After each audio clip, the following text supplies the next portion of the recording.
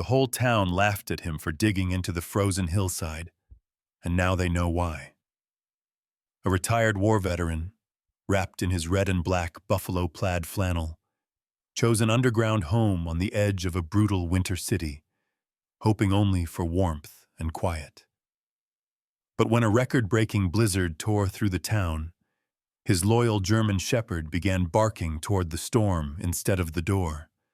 Neighbors who once mocked him came stumbling through the snow, desperate for shelter. And inside that earth-hidden home, a truth was revealed, one that would humble an entire town and turn a ridiculed old soldier into the man who saved lives. Before we begin, tell us where you're watching from. Drop your city, state, or country in the comments below.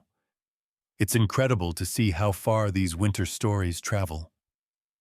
Winter arrived early in Duluth, Minnesota, riding the wind off Lake Superior like an old god with unfinished business, pressing cold into wood, bone, and memory. Harold Bennett stood at the edge of his land, where the hillside sloped gently toward a frozen ravine. The red and black buffalo plaid flannel jacket pulled tight around his broad, aging frame. At 68, Harold still carried the posture of a soldier's shoulders squared, spine straight, but time had thinned his once thick build into something leaner, harder, carved by years of cold mornings and long silences. His face was angular and weather-scored, with a steel-gray beard kept short out of habit rather than vanity.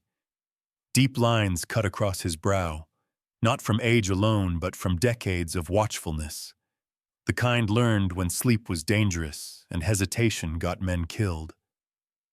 His eyes, pale blue and sharp beneath heavy lids, missed very little. War had taught him that. At his side sat Rex, a 6-year-old German shepherd with a thick sable coat and a chest broad enough to look like it could stop wind itself. Rex's ears stood alert even when he rested, and his amber-brown eyes followed every sound rolling off the lake. He was disciplined without being rigid, loyal without being blind, traits Harold respected more than affection. Rex had been trained once, properly, but most of what shaped him now came from living beside a man who rarely spoke, yet always paid attention. The land around them was quiet in that deceptive winter way, where sound felt swallowed by snow. Below the ridge, Duluth stretched out in muted grays and whites wooden houses with pitched roofs, smoke crawling upward from chimneys like tired prayers. Most of those homes were built the same way they had been for generations, logs or framed timber, raised above the ground, as if elevation alone could defy cold. Harold had lived in such houses before. He had watched heat leak out of them like blood from an open wound. He pressed his boot into the frozen soil and exhaled slowly. This hill was where he would build, not on it, but into it. The idea had come to him the way most truths did now, quietly, without drama, rising from old memories he never quite escaped. In the service, Harold had learned what Earth could do. He had slept in bunkers that stayed cool under desert suns and warm under winter artillery fire. He had watched men survive nights they shouldn't have, simply because dirt and stone stood between them and chaos.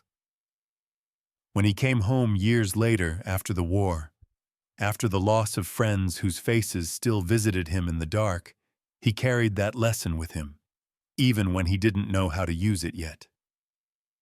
People noticed soon enough.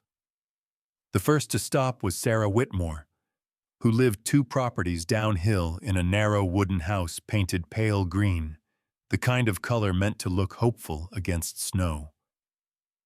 Sarah was in her early 40s, tall and slender, with dark brown hair usually pulled into a loose braid that brushed the collar of her coat. Her skin was fair but weather-toughened, cheeks perpetually pink from the cold.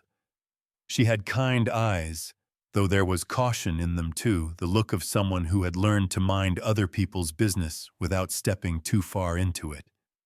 She worked at the public library downtown and carried herself with quiet practicality, the sort of woman who listened more than she spoke. She watched Harold mark the hillside with wooden stakes one afternoon, Rex circling slowly, nose low to the ground. "Mr. Bennett," she called, her breath fogging. "You building a root cellar?" Harold didn't smile. "No." Sarah hesitated, then stepped closer, boots crunching in the snow. "Looks like you're digging pretty deep for anything else." He glanced at her briefly. "I'm building a house." Her eyebrows lifted despite herself. "Into the hill?" "Yes." She studied his face, perhaps searching for a hint of humor. She found none. "That's different." "Different doesn't freeze you," Harold said, and returned to measuring the ground. Sarah laughed once, softly, unsure whether the comment was a joke. Rex looked up at her, assessing, then dismissed her as no threat. She left soon after, shaking her head, though not unkindly. Others were less gentle. By the second week, when the sound of steel striking frozen earth echoed through the mornings, word had spread. Men slowed their trucks when passing by. One neighbor, Tom Keller, a stocky man in his 50s with a thick mustache and a voice too loud for most conversations, called out from the road, "You planning to bury yourself before the snow does it for you, Harold?" Harold didn't answer. He never did. Silence, he had learned, unsettled people far more than anger. The laughter didn't stop. It grew. People talked about grief, about old soldiers losing their edge, about stubbornness turning into foolishness. Someone said he was digging his own grave. Someone else said Rex would freeze first. Harold heard it all, but none of it reached the place where his decisions were made. At night, when the wind rose and the lake moaned like something alive, he sat inside his temporary shed, with Rex curled near his boots, staring at sketches spread across a rough wooden table. Thick stone walls, proper drainage, a roof that would carry earth instead of surrendering to snow, angled entryways to break the wind's charge. He thought of cold creeping through floors, of ice forming inside walls, of fires roaring uselessly while men shivered inches away. He thought of war, of bunkers holding while everything above them burned. Rex would lift his head sometimes, sensing the shift in Harold's breathing. The dog did not know why this mattered, only that it did. That was enough. As December approached, the wind sharpened. Lake Superior began to lock itself under ice, but the storms only grew meaner for it. Snow fell heavier. Temperatures plunged with no warning, dropping fast and staying low. Smoke from nearby chimneys thickened, fires fed harder, wood piles shrank. Harold worked anyway. His hands cracked and bled. His shoulders ached. Some nights he woke with his jaw clenched, heart racing, the echo of distant artillery replaced by the howl of the wind. But each morning he rose, pulled on the same flannel jacket, faded but intact, its red and black pattern a quiet defiance, and went back to the hill. Rex never left his side. When the first walls began to take shape, stone rising from the earth like something ancient and stubborn, the laughter changed tone. It didn't stop, but it thinned, edged now with uncertainty. People lingered longer when they passed. They stared. Harold noticed, but he didn't acknowledge it. He wasn't building for them. He was building for winter. And winter was listening. The cold that settled over Duluth did not merely touch the skin. It crept inward, threading itself through muscle and bone, awakening memories Harold Bennett had spent a lifetime trying to keep quiet. As he stood knee-deep in the excavation, he had begun carving into the hillside. His breath rose in thick, deliberate clouds. Each exhale measured the way it had been decades earlier, when breath discipline meant survival. The shovel in his hands felt heavier than it should have. Not because of age alone, but because winter had a way of reminding a man exactly how much strength he had left and how much he would need. Harold moved with a methodical rhythm that came not from habit, but from history.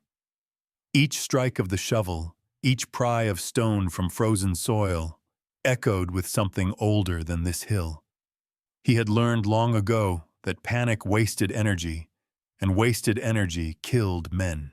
In the war, he had watched younger soldiers burn themselves out fighting conditions instead of adapting to them, shivering beside fires that did nothing but betray their position and devour precious fuel.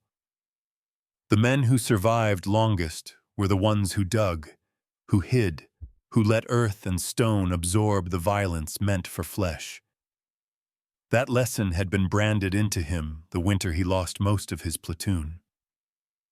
The memory surfaced uninvited as his shovel struck a slab of rock buried beneath the frost. He paused, resting his hands on the handle, eyes unfocusing for a moment. It had been somewhere far colder than Minnesota, a place where wind howled through broken structures and the ground was the only honest protection left.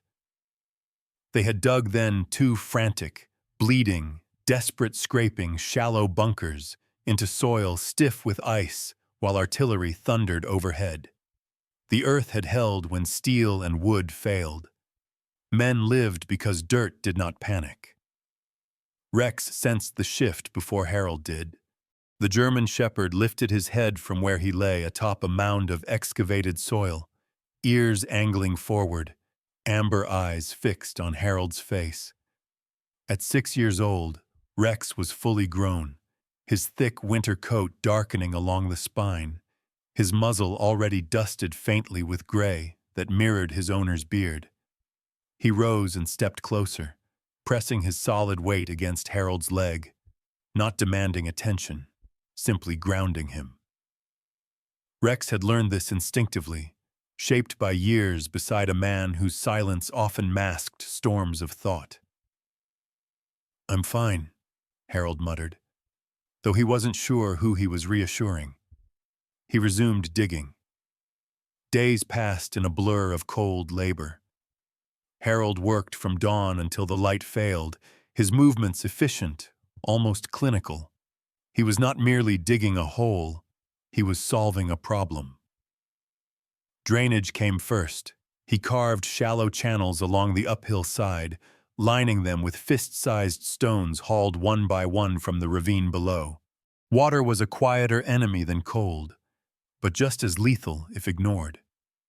He had seen bunkers flood in minutes, turning shelters into traps. That would not happen here. The townspeople noticed the scale of the work and adjusted their ridicule accordingly. Tom Keller returned one afternoon, this time on foot, hands stuffed into the pockets of his heavy coat. Up close, Tom was broader than he looked from the road, his neck thick, his mustache yellowed slightly from years of coffee and tobacco. He was the sort of man who filled space easily, used to being heard, used to others yielding the conversational ground. A layoff at the shipping yard years earlier had hardened him. It had left him bitter toward anything that smelled of change or defiance. "You're still at it," Tom said, glancing down into the pit. "Figured you'd give up once the frost hit." Harold didn't look up. "Didn't figure you'd stop watching." Tom snorted, half amused, half irritated. "You know people are talking, right?" "They always are." Tom leaned closer, peering at the stonework beginning to form the base. "You really think this is smarter than a proper cabin?" Harold finally straightened, his joints protesting. He fixed Tom with a look that was neither hostile nor friendly, simply final. I think a proper cabin nearly froze 3 men on this road last winter. I think proper doesn't mean right. Tom opened his mouth to respond, then closed it. He shrugged instead, masking discomfort with bravado. Suit yourself, old man. He walked off, boots crunching harder than necessary. Sarah Whitmore came later that week. Her presence quieter, her concern more genuine. She stood at the edge of the excavation, arms folded inside her coat, dark braids slipping loose around her shoulder. The cold sharpened her features, accentuating the thoughtful set of her mouth and the careful distance she kept. "You're working yourself raw," she said gently. Harold continued fitting stones, still breathing. That's not the same thing. He paused, considering her words. Sarah had always struck him as observant, the kind of woman who noticed cracks others stepped over. Her job at the library suited her order, silence, the slow accumulation of knowledge.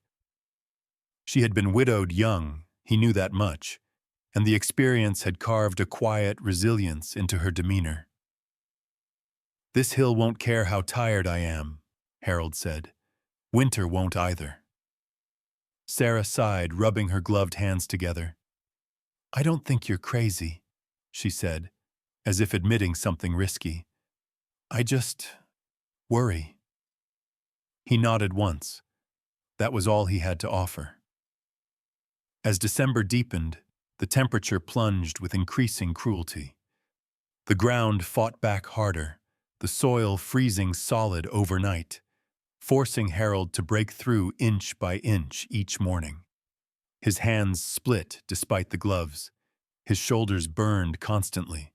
Some nights he woke gasping, heart racing, convinced for a moment that the wind outside was incoming fire. Rex remained steady through it all. He patrolled the perimeter instinctively, nose low, breath steaming, alert to distant sounds. Once, late at night, he growled low and sharp, waking Harold instantly. A stranger had wandered too close to the site, perhaps curious, perhaps emboldened by drink. Rex's presence alone sent the man stumbling away, muttering apologies into the dark. Harold watched Rex settle again and felt a flicker of something close to gratitude. Not for protection, but for proof that vigilance still mattered. The laughter from town shifted again as the excavation deepened. It grew quieter, edged with disbelief. People drove by slower now. Some stopped without speaking, staring at the growing stone-lined hollow in the hillside. A few shook their heads and left. Others watched longer than they meant to. Harold noticed everything. He also noticed the way the cold behaved differently in the pit. Even unfinished, even open to the sky, the wind seemed less vicious below ground level. The air, tout suivant, held stillness longer. Frost crept slower along the stones. These were small things, but they mattered. They were confirmation. One evening, as snow began to fall in thick, heavy sheets, Harold stood at the edge of his work and surveyed it quietly. Rex sat beside him, tail curled around his paws. The pit was far from finished, the shelter still an idea more than a refuge, but the shape was there now. Purpose had weight. It pressed back against doubt. "They can laugh," Harold said softly, more to himself than to the dog. "They always laugh first." Rex flicked an ear, unbothered. Above them, the wind off Lake Superior howled louder, colder, as if answering the challenge. Winter was no longer approaching. It had arrived. By the time the first full week of January settled over Duluth, the hillside no longer looked wounded by excavation. It looked deliberate.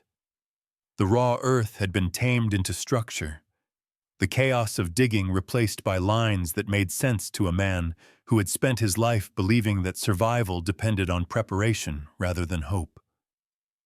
Harold Bennett stood before what he had built, his breath slow, his gloved hands resting against the stone-framed entrance, feeling the quiet satisfaction of something completed not for admiration, but for necessity. The walls were thick, stacked stone fitted with a patience most men no longer possessed. Each rock had been chosen by hand, hauled from the ravine or split free from stubborn ground, set into place with an instinct for balance learned long before textbooks or plans ever entered the picture.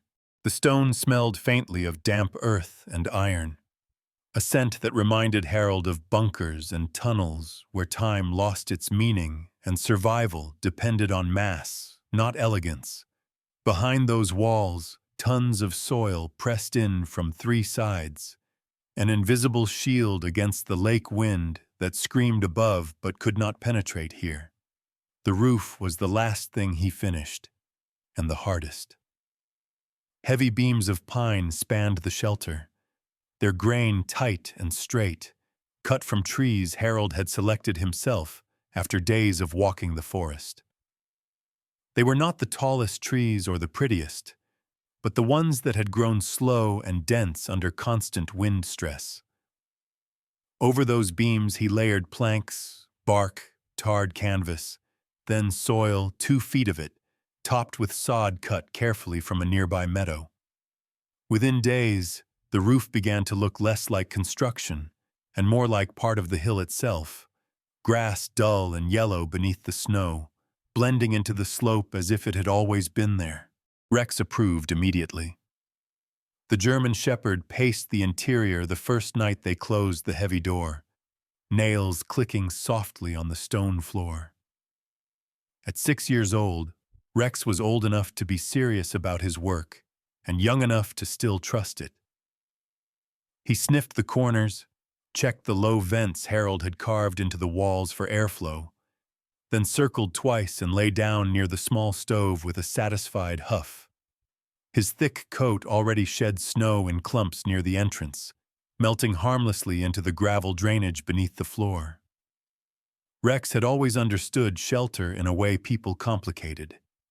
Inside, the air felt different, still, held. Harold lit the stove with a handful of split pine no thicker than his wrist and watched the heat rise slowly, evenly, without the frantic hunger of a traditional fire. The stone walls absorbed warmth and gave it back patiently, like a memory that did not fade the moment it was created. For the first time in years, Harold felt warmth settle into his bones without immediately leaking away. He did not smile. Smiling felt unnecessary. Word spread quickly that the whole was finished. The tone shifted from ridicule to prediction. People did not come to congratulate. They came to forecast failure. They gathered in 2s and 3s at the edge of the property, boots planted in snow, hands wrapped around coffee mugs or pockets, eyes scanning the sod-covered roof with skepticism sharpened by tradition. Tom Keller returned again, this time with another man Harold barely knew. Frank Delaney, a thin, sharp-faced electrician from town, his cheeks permanently hollowed by years of smoking and missed meals after a divorce that had left him bitter and restless. Frank's hair was thinning and prematurely gray, his eyes quick and judgmental, darting over the structure as if looking for weakness to exploit. "That's it?" Frank asked, voice edged with disbelief. "You're actually going to live in that?" Harold nodded once. Frank laughed, a short bark of sound. "No windows, buried walls. That roof's going to cave in the first real snow."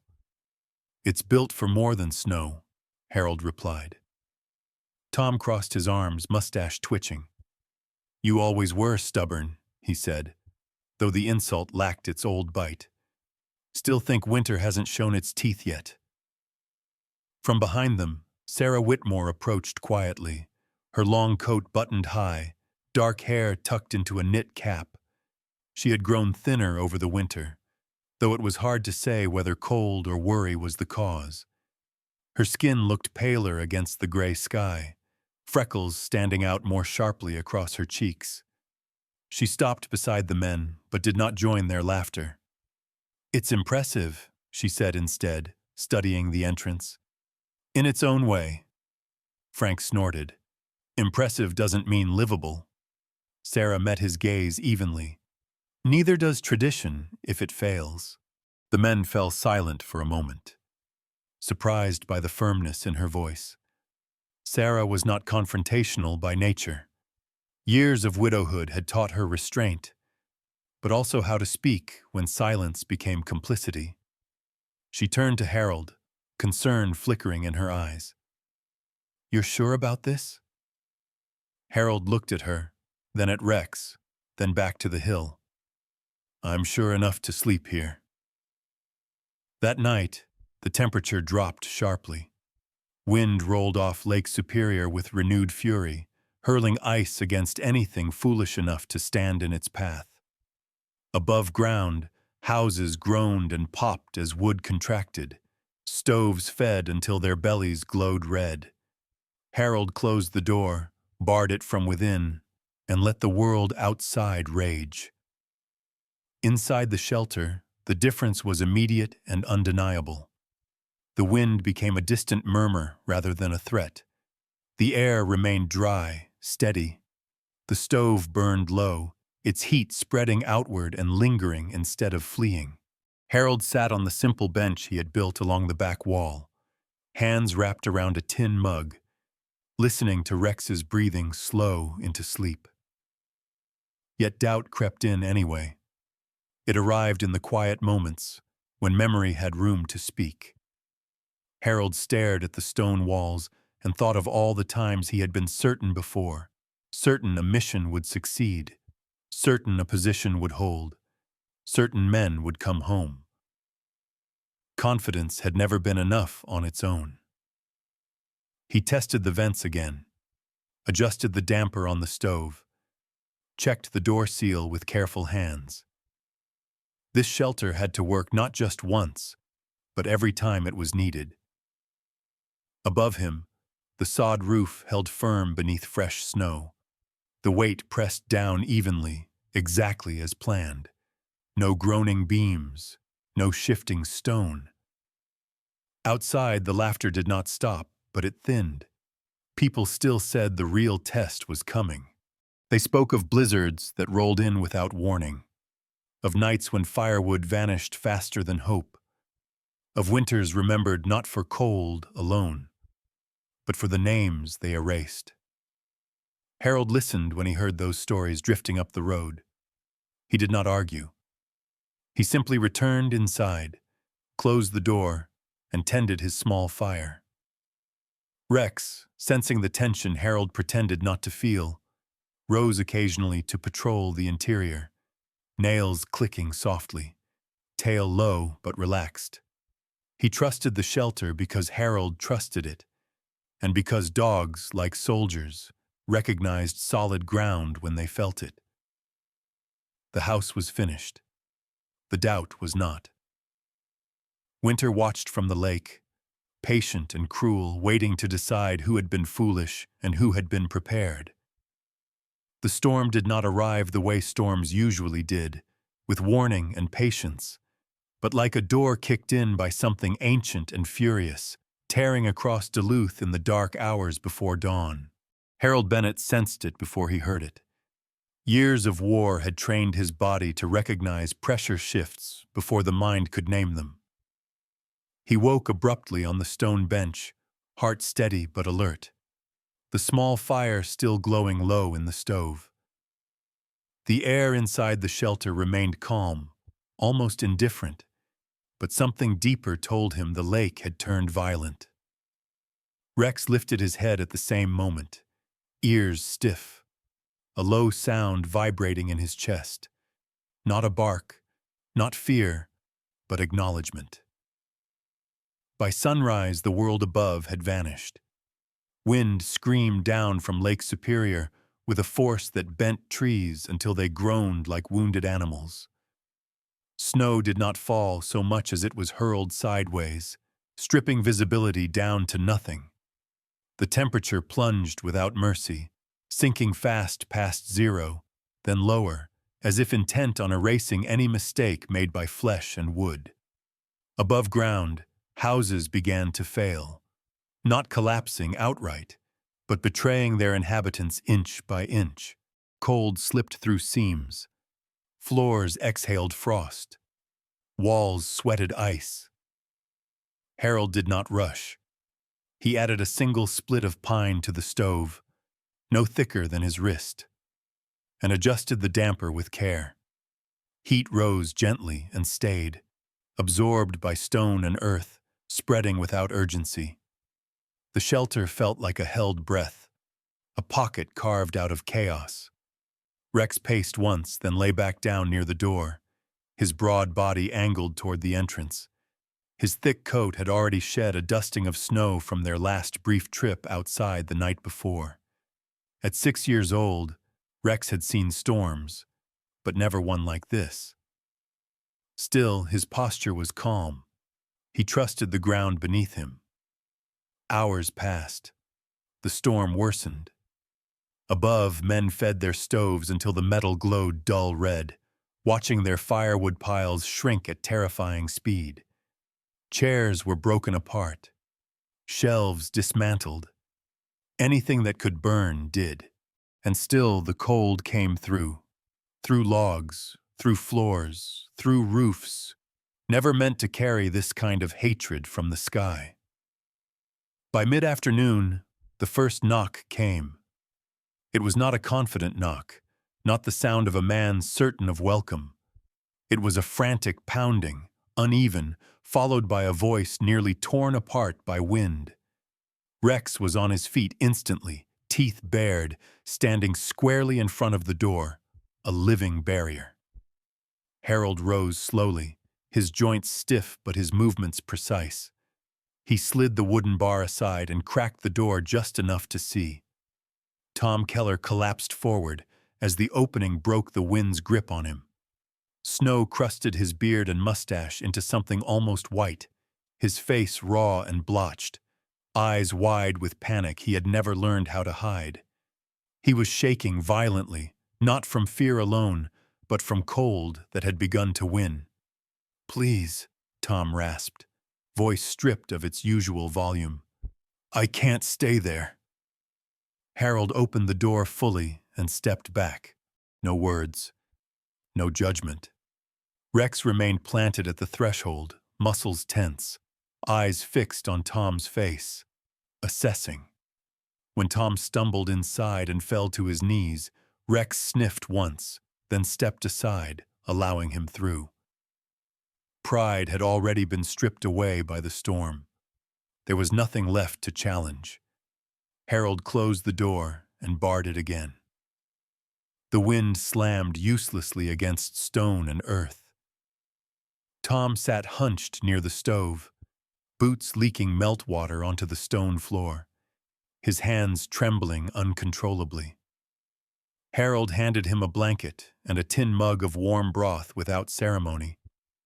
He had learned long ago that survival did not require speeches. It required action done correctly and at the right pace. Tom's breath slowly steadied. His eyes wandered around the shelter stone walls, low ceiling, dry air, the small, almost insulting fire that somehow filled the space with warmth. Confusion overtook panic, followed by something close to shame. Before he could speak, another knock came harder this time, followed by a scream of wind and a woman's voice. Sarah Whitmore stood outside when Harold opened the door again.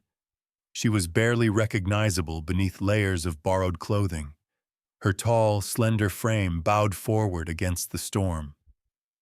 Snow clung to her dark hair where it had escaped her cap, her cheeks pale beneath windburn, freckles stark against skin gone numb. Her eyes, normally composed, were glassy with fear held in check only by stubborn will. Rex blocked her path again, growling low, not threatening but deliberate. Sarah froze, raising her hands instinctively. "It's me," she said hoarsely. "I couldn't, my house." Harold touched Rex's collar once. "Easy." Rex stepped aside. Sarah stumbled in, clutching herself as if afraid the cold might still reach her. Harold closed the door again, sealing them off from the storm that now felt distant, unreal. More came as the night deepened. Frank Delaney arrived next, thinner than ever, his sharp face drawn tight with exhaustion and terror. The bitterness that usually clung to him had been burned away along with the last of his furniture. He did not laugh now. He did not speak at all until warmth returned to his hands. Behind him came two others, neighbors whose names Harold barely knew. Faces red and raw, eyes hollow with the knowledge that their homes had betrayed them. The shelter filled beyond what Harold had ever intended. Bodies crowded the stone walls. Breath mingled in the air. Yet the temperature held. The small fire did not roar. It did not need to. Rex moved among them with quiet authority, checking each arrival, then positioning himself where he could see everyone at once. His presence was grounding, a reminder that vigilance did not mean hostility. It meant care. Outside, the storm raged for 2 days without pause. Inside, something shifted. The men who had laughed sat silent, listening to the wind they could no longer feel. Sarah wrapped her hands around her mug, her posture slowly straightening as warmth returned. Tom stared at the stone walls like a man seeing shelter for the first time. Frank finally spoke late on the second night, his voice low, stripped of sarcasm. "You were right," he said, not looking at Harold. "About all of it." Harold nodded once. That was enough. When the storm finally broke, it left devastation in its wake. Above-ground houses stood, but hollowed ice-coated interiors, exhausted survivors, resources burned beyond recovery. Some did not survive at all. The laughter never returned. When the wind finally loosened its grip on Duluth, it did so without apology. The storm withdrew the way it had arrived, abruptly leaving behind a city stunned into silence. Snowdrifts towered like frozen waves. Chimneys still smoked, but many of them no longer warmed anything worth calling home. Doors hung crooked on their hinges. Windows were sealed with ice from the inside. The storm had not leveled the town. It had hollowed it out. Harold Bennett stepped outside for the first time in days, his boots crunching into snow that came nearly to his knees. He wore the same red and black buffalo plaid flannel jacket, the fabric faded at the elbows but intact, as if it too had weathered something and refused to surrender. His beard was stiff with frost at the edges, his face calm, eyes scanning the quiet landscape the way a soldier surveyed ground after a battle looking not for victory, but for survivors. Rex emerged beside him, shaking snow from his thick sable coat. The German shepherd looked almost pleased, tail low but steady, ears forward as he tested the air. At 6 years old, Rex was in his prime, strong-backed and sharp-eyed, moving through the wreckage with the confidence of an animal that trusted its footing. He paused, sniffed toward the road, then looked back at Harold as if to say the danger had passed, but the consequences had not. People began to arrive slowly, not running now, not begging, but walking with the careful steps of those who had learned something painful. They came to look at the shelter again, this time without laughter, without predictions of failure. They came to understand. Tom Keller was among the first. He approached with his shoulders rounded inward, his usual loudness absent. His mustache was singed at one corner, his hands wrapped in rough bandages where frostbite had claimed more skin than he liked to admit. Tom had always been a man who filled space easily. Now he seemed to take up less of it, his confidence thinned by proximity to death. "I lost the living room," he said quietly, staring at the hillside house. "Burned everything. Chairs, shelves, still froze." Harold nodded. He did not offer sympathy. He offered understanding, which was rarer. Sarah Whitmore came later that morning. She walked carefully, her tall, slender figure wrapped in a heavy coat borrowed from someone else, her dark hair loose now, the braid gone. The storm had stripped something from her composure, not strength, but illusion. Her skin looked paler than before, freckles stark against cheeks still red from cold. She stopped beside Harold, her eyes tracing the roofline, the stone entrance, the way the structure blended into the land instead of fighting it. "You saved lives," she said softly. Harold shook his head. "The house did." Sarah studied him for a moment, then nodded. She understood the distinction. She had spent years surrounded by books, by words written by people long gone, and she knew the difference between ego and truth. By midday, more came. Frank Delaney arrived with his collar turned up, his sharp features drawn, but his eyes clearer than they had ever been. The bitterness that once defined him seemed exhausted, burned away by fear and gratitude. He did not joke. He asked questions. He crouched near the stone wall, touching it with bare fingers as if confirming it was real. "How deep?" he asked. "How thick?" Harold answered simply. He showed them the drainage channel cut along the uphill side, the stone layers beneath the floor, the vents that let the shelter breathe without surrendering heat.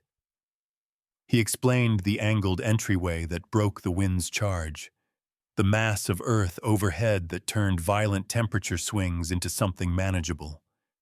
He spoke like a man giving orders, not loud, not proud, just precise.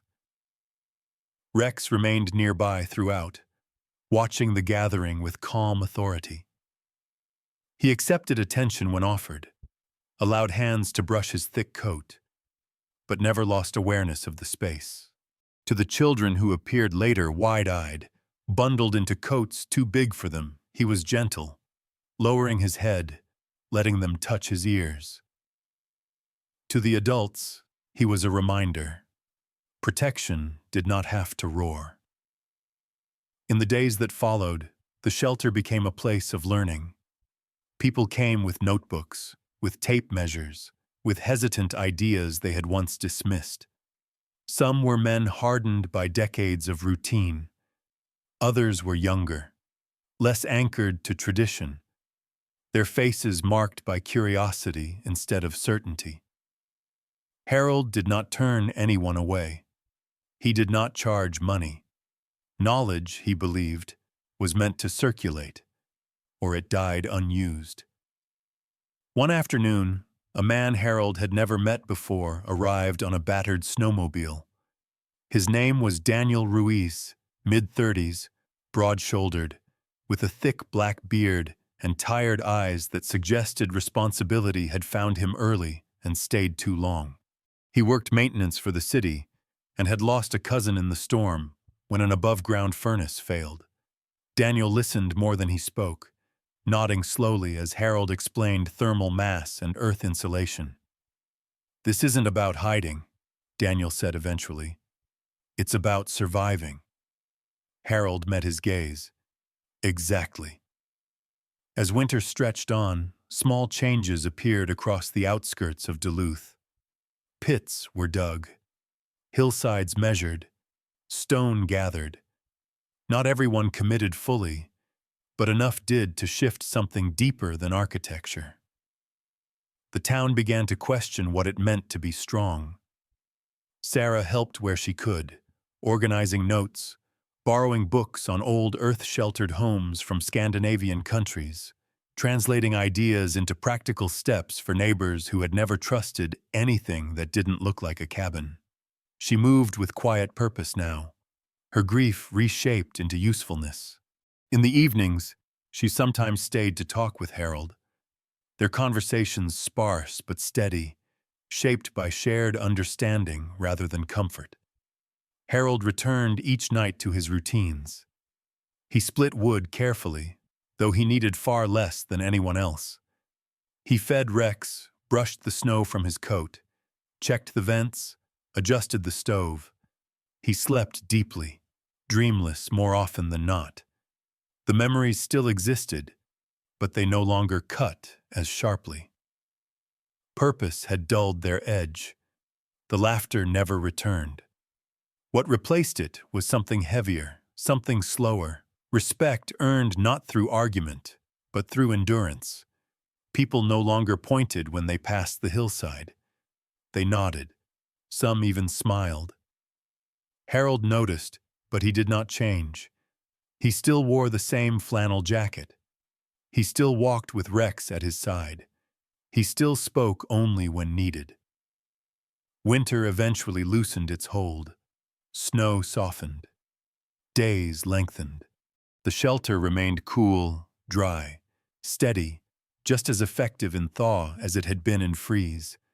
The house did not belong to the storm. It belonged to the earth.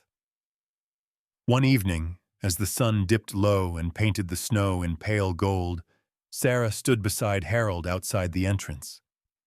"You turned loss into something that saved people," she said. Harold looked at the hill, at the quiet strength of it. "Loss doesn't disappear," he replied. "It just decides what it becomes." Rex sat between them, watching the light fade, a sentinel no longer guarding against danger, but against forgetting. In the end, this story was never really about a house or even about surviving a storm. It was about a quiet kind of miracle, the kind that doesn't arrive with thunder or angels in the sky, but with wisdom placed gently into human hands. Some call it preparation, others call it experience, but many of us recognize it as God's guidance working through ordinary people who are willing to listen. Harold did not defeat winter by strength or pride. He survived because he paid attention to the lessons life and God had already given him. The earth that sheltered him, the patience that guided his work, the courage to act when others laughed.